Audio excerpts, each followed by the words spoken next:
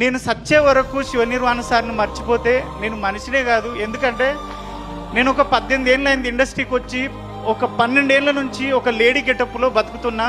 కుమరక్క అనే గెటప్లో, కుమరక్క అనేది లెజెండ్, ఆమె తోపు, ఆమె నేను కాదు సార్, ఒక గెటప్ మాత్రమే.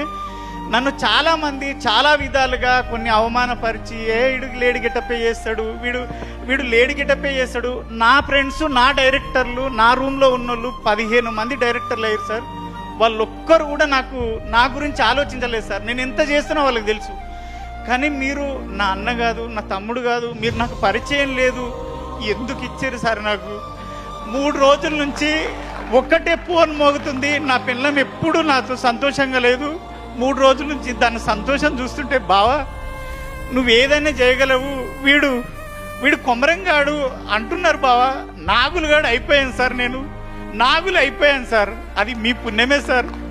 నిజంగా నా భార్య చెప్పమన్నా సార్, మీ పాదాలకు వందనం చేస్తున్నా సార్. ఎందుకంటే నన్ను వీడు ఏదైనా చేయగలడు అని నాకు ఉంది సార్. నాకు ఎవ్వరు ఇవ్వలేదు సార్ 18 ఏళ్లలో. వీళ్ళు పరిచయమే లేదు సార్. రవి సార్ ఎవ్వరూ పరిచయం లేదు. నన్ను చూసి, నా టాలెంట్ని చూసిండో, ఏం చూసిండో, దేవుడిలాగా నాకు అవకాశం ఇచ్చినావు.